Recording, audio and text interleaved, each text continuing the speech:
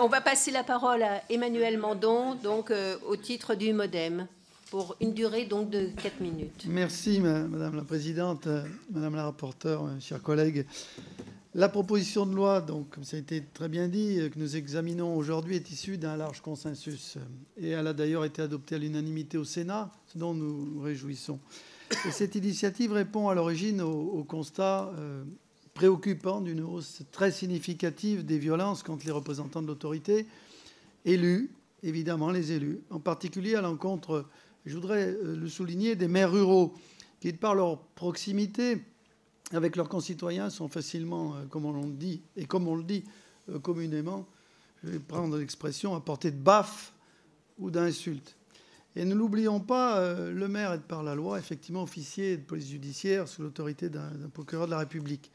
Alors cette qualité l'expose plus que tout autre élu. Et c'est vrai aussi qu'il est plus populaire, plus connu que tout autre élu de la République. Il se trouve en prise directe avec les maux de la société. Et s'il apparaît le juge de paix, des querelles de clocher, mais aussi il est souvent appelé à la rescousse pour faire respecter le droit, car il est souvent seul en l'absence de forces de gendarmerie ou de police municipale.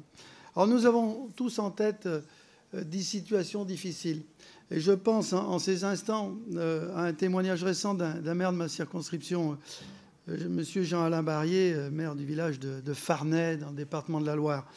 Il a été alerté par des riverains excédés un soir du 28 mai 2021, où il a été violemment pris à partie par plusieurs individus. La situation aurait pu virer au drame, mais c'était simplement pour un problème de nuisance de bruit.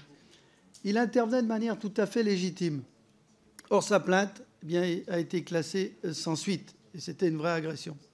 Et comme d'ailleurs, malheureusement, beaucoup de situations similaires ou d'autres plaintes qui ne font l'objet d'aucune suite pénale. Et donc, c'est à partir de ce constat que nous devons nous donner les moyens de donner plus de poids à la procédure judiciaire, en permettant une réponse pénale rapide et plus systématique.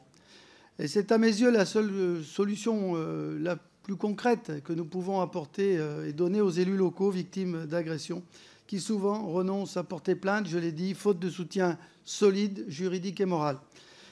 Cela vient en complément des circulaires, ça a été dit tout à l'heure, procédant à un rappel du garde des Sceaux, un rappel auprès des procureurs pour une réponse plus systématique, je le répète, et je note avec satisfaction que les chiffres semblent s'améliorer.